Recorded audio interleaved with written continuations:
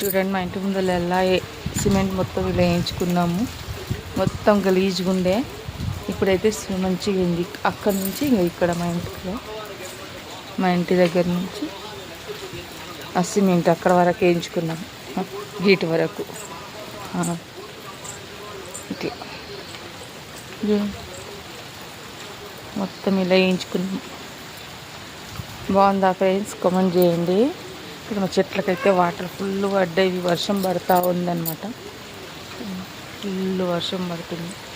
పువ్వులు చూడండి ఎన్ని ఘనంగా వచ్చినాయి, మస్తు పువ్వులు అయినాయి.